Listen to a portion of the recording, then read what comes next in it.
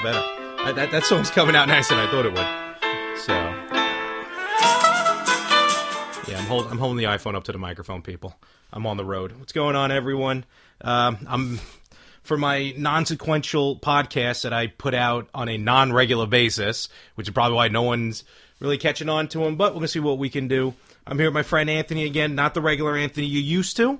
You've heard him before on a podcast, barely, but here you're going to hear him a little bit better on today. Yeah, I'm on the right side of the mic this time, so you might actually hear my voice for a change. If I know how to upload this properly. But I have no hope in that. So. Neither do a lot of people. So we're back. Last time we were together, we spoke about, we were actually, it was like in September, went to that Renaissance Festival, and but we also touched on a little bit video games, and that's one of the topics, we both like to talk about. Absolutely. Is video games, vintage video games. For you kids out there listening, that means going way back to probably before you were born, Nintendo, Super Nintendo, stuff like that. Yes, when there were things called cartridges that had 8 kilobytes of wonderful fun on them. Yeah, and you couldn't just get them anytime you wanted because they weren't downloadable. You actually had to go to the store, buy them, hopefully have your parents buy them. In my case, think it's sold out, see it on the rack, and then have a guy take it and give it to somebody else. Or apparently if you went to a New Mexico desert, you can dig up a specific game where there were thousands upon thousands of them buried. If you want to play the worst game ever made. And one of them just sold for like $15,000, I think. Yeah, it was actually unearthed complete in its box. Yeah, but true, yes, but also that... it's a piece of history. It is, but also they tried playing it off like they discovered it when everyone knew that it was in the New Mexico desert. Well, I mean, the whole idea behind that, and for those of you who don't know what we're talking about the infamous ET Atari 2600 cartridge that the company at the time had made more cartridges than there were systems because they were that arrogant to believe that one game could sell more systems. And when the game came out and was absolute crap, based off a very successful Steven Spielberg movie, they decided to bury them in the New Mexico desert. Now, I forgot what you were asking. No, we were just kind of, we just kind of trailed off. But how they were discovered, everyone knows about this. It's common knowledge, if you know games, that Atari just buried these. Because also at the same time that the video game crash hit. So that didn't help either. Yeah, but the other thing about it was that it was a myth at the, for a while. For a bit, yeah. For a while. No, for years. Mm-hmm. Nobody knew if it was true or not until these guys came around and did the documentary to see if it was real or not, and then obviously they found out that it was, and they didn't dig up as many as everybody thought. They buried millions of them there. They found a few thousand. Yeah, a lot. But still, the fact that they were, buried, it just really speaks to... Oh, totally. Yeah, that's what you did in the 80s. If you didn't know what to do with it, you just buried it. Yeah, you just buried it. And New Mexico desert, end zone of Giant Stadium. Either way, you got rid of your problem by burying it. Yeah, but that's kind of what happens in Las Vegas a lot. But, it's not exactly video games that are buried in those deserts. The one thing I hate about it, though, is that company, I forgot the name of the company, but that it's a documentary. I think it's specifically about the ET games, about the burying of the ET. But first of all, that's going to be for free on Xbox Live. Right. When it comes out. The whole documentary just focuses on that. But it just, like I said before, it just drives me nuts how they're trying to make it like, they found this out of nowhere when everyone knew about it. You watch the Angry Video Game Nerd movie, it's based on the whole thing. Well, no, they never... Oh, hello. They never said that it was... They never said that they found it out of nowhere. They basically... that's how it came off to me. No. The whole point of the documentary was the fact that they knew the story and they wanted to prove if it was true or not. Okay. That's all. So, and the fact that, obviously going in, they had to have known it was true because if you're going to the desert to dig up something, considering the size of the desert and the fact that they knew exactly where to look... True. Makes you wonder, how much did they know or not know? Yeah, and obviously they knew that it was there. Knew big time. But going back that far, and and I have a copy of ET right now. The sole reason why I bought it is just to have it. I don't even have an Atari. I think I have 2 copies. But and there is a strategy to the game. Amazingly, there is something to do. in the game, which I never knew. You can beat the game in about 5 or 6 minutes if you know how to beat it. And nice segue. Beating games. I'm gonna be the first to admit I don't beat games. There's a I know that ton of games. You own more games, I think, than most human do. beings, and you're surprisingly bad at them. It's my need of want. But in any event, but I do remember my first game I've ever beaten. Let me ask you, what was the first game you remember clearly beating, and do you remember like your reaction when it happened? Oh man, Because I remember mine vividly. Well, I go back to the Atari days, and to be honest with you, I don't remember if any of those games were specifically beatable. Yeah, because right. I feel like after like 4 or 5 levels, you just started repeating, so it just kept going until you basically died. So if I have to go back to first game, it would be NES, and it would be pretty much the obvious one. It's Super Mario Brothers. Okay.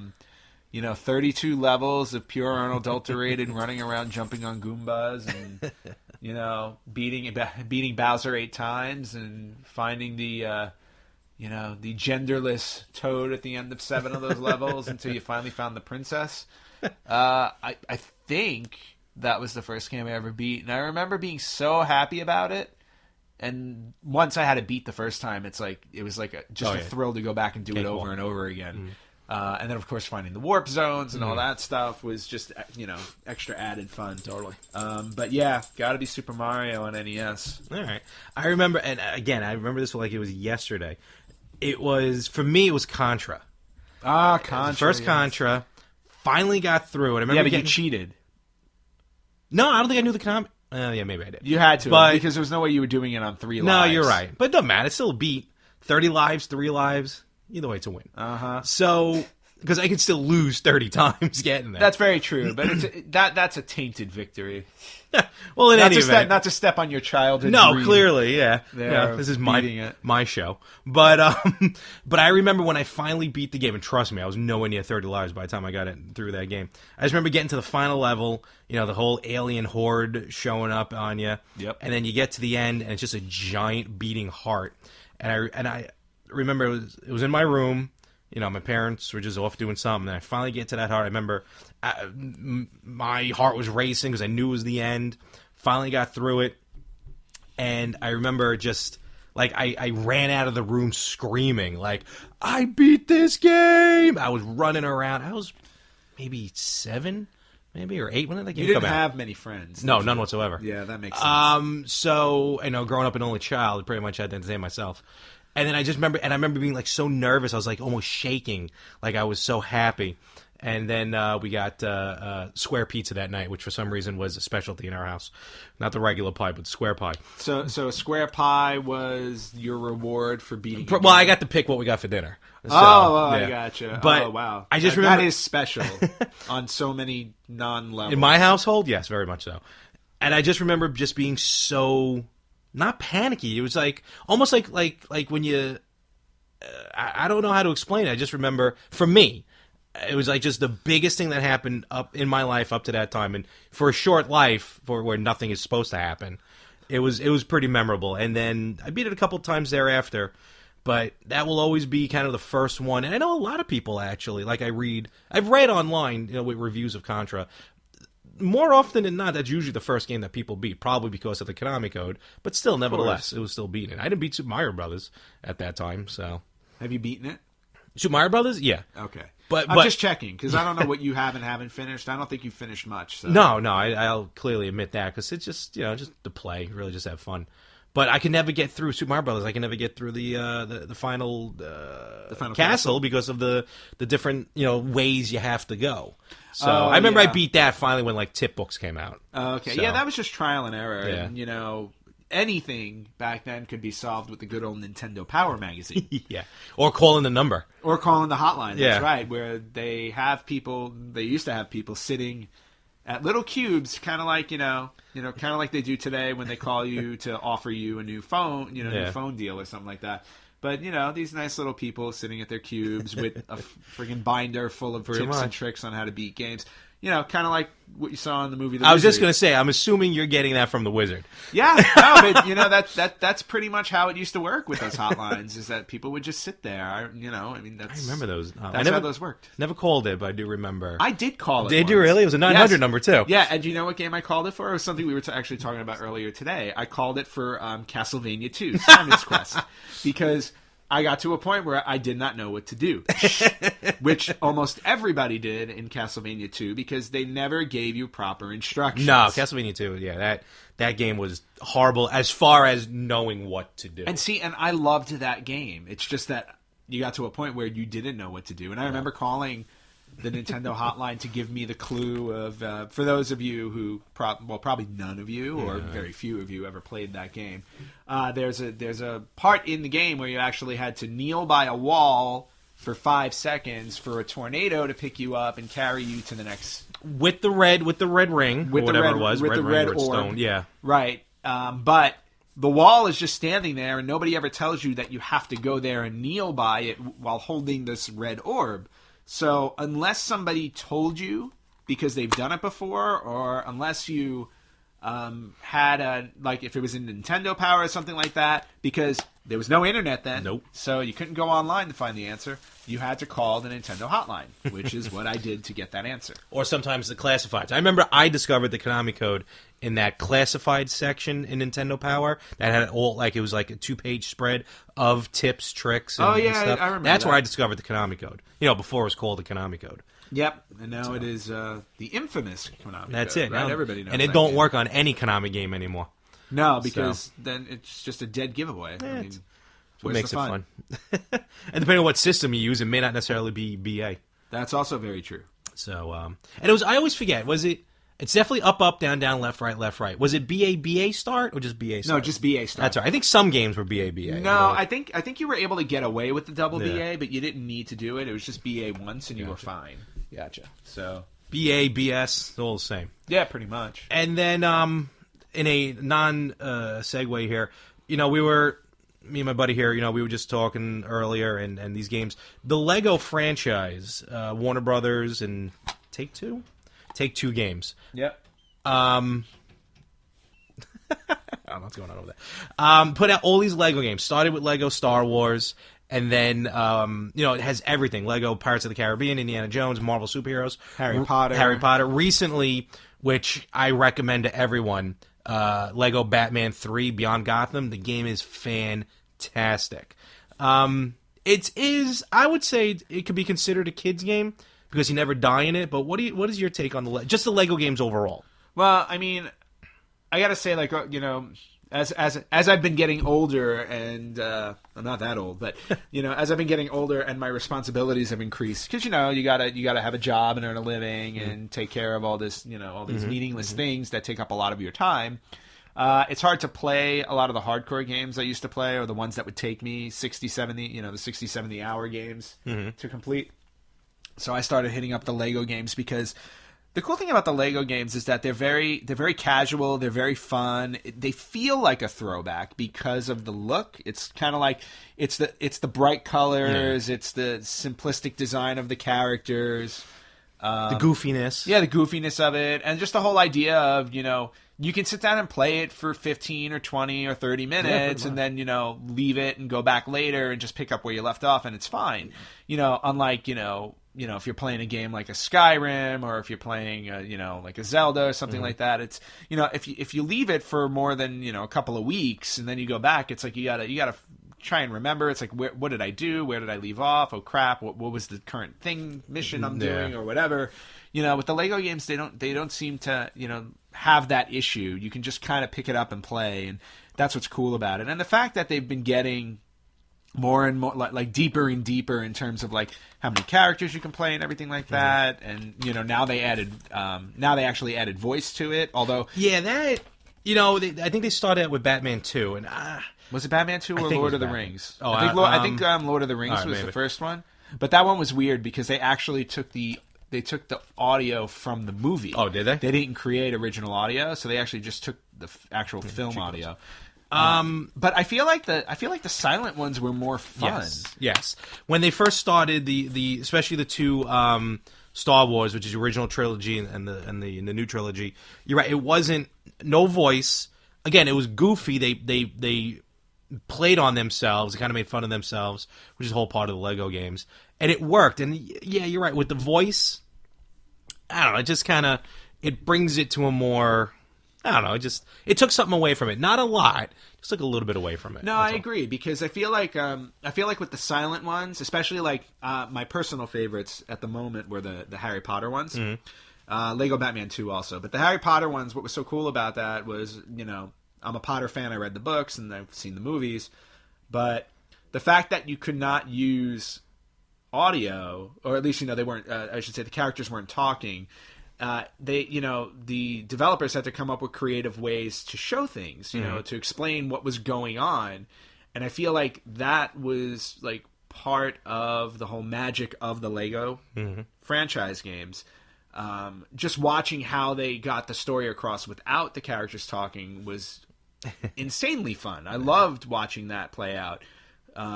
When I got to play Lego Lord of the Rings, I felt that's when I started to feel like it wasn't that something was missing, it just felt that it was a little bit lacking, because they were relying now on the actual dialogue to tell the story.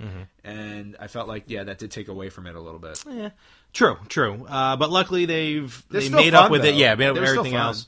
Now it's over 100 characters. I'm looking here at Lego Marvel Superheroes, over 100 characters. Is definitely over 100 characters in Batman 3, including... Batman 2, I think, had over 100 characters, or close to it. Yeah, it was as well. a ton of them. And we're talking like anywhere from henchmen all the way up to like supervillains and stuff. Batman 3's even got Conan O'Brien, Kevin Smith, so they have real people in it as well. That's fun. Yeah, to round it out, I think Stan Lee's in it. Adam West is actually in. You have to find in Batman 3. Adam West is trapped somewhere, like on every level, and you have to try and find him. Granted, That's awesome. Sometimes you have to go back once you unlock someone, but but still, that's just a lot of fun. It's pretty funny. Well, and especially with like the Marvel and DC franchises, you have so many. If you just look at the DC and the Marvel universe, there's like such a deep well of characters to pull from that 100 characters isn't even maybe not even a quarter. Yeah, not even a quarter of their universes. So it's like. Just imagine what the next version of the game could be and how many characters can be in it. It's absolutely insane. It will be unending. Pretty much, more or less. But I definitely... Which this conversation sounds like it's getting. Yeah, pretty much we're getting there. So, I would say, definitely as far as the Lego games, Batman 3, which is brand new, but I still think it's one of the top 3. I still like the original trilogy for Star Wars. And I actually like the first Indiana Jones Lego. I didn't play Potter, I didn't play Pirates of the Caribbean, but those would be like my top 3. Potter's definitely worth playing. I highly recommend it. Even if you're not a big fan of the books, just the overall theme of it was fun. The top ones for me were definitely Potter, Batman, and I'm trying to think of what the third one is.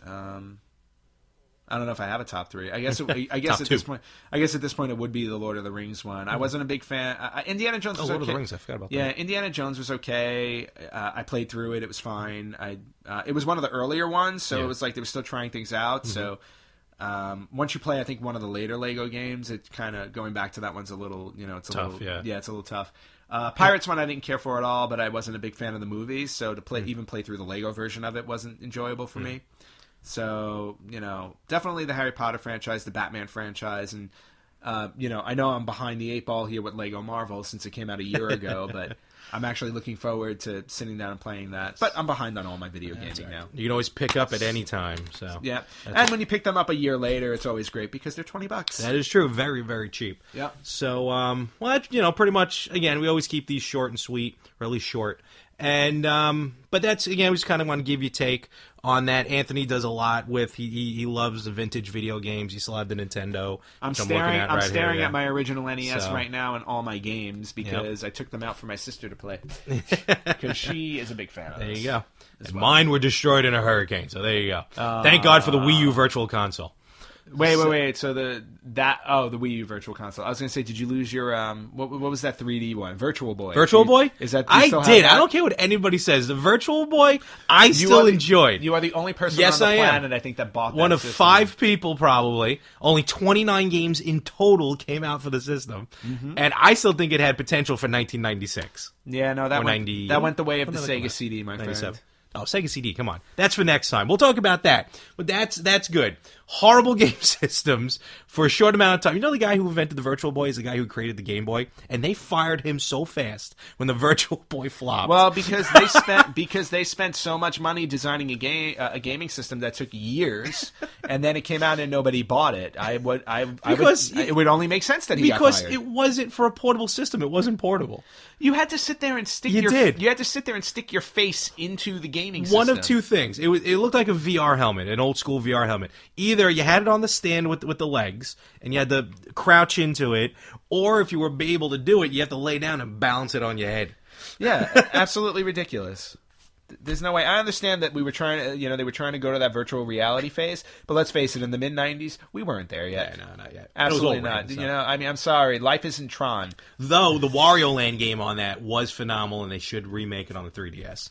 That's just my 2 cents. That's your 2 cents. Nobody else played it. And with that being said, folks, now I wish I had it. Now I gotta go find it. Anyway, well, Anthony, thank you very much. Here we had, some good stuff. Talking about video games and stuff like that. We're gonna try and do this a little more often. As soon as I can figure out how these programs work and how to get this stupid show on iTunes. Yeah, normally you get more fans when you do these things regularly. Yeah, and on iTunes. Yes. So, I love Spreaker and all. But with that being said, folks, God knows when I'll talk to you again. So everyone have a happy Thanksgiving. Happy Turkey Day. Yep, and I will talk to you soon. Since we were talking about Batman, let's try and see if we get this to work. Well, you can get anything to work with a good old cell phone. Yeah, but I also should have loaded this. So yeah, you probably should have. See, this is why you need to be a little bit more prepared. Yeah, I'm very before unprofessional. You do these things.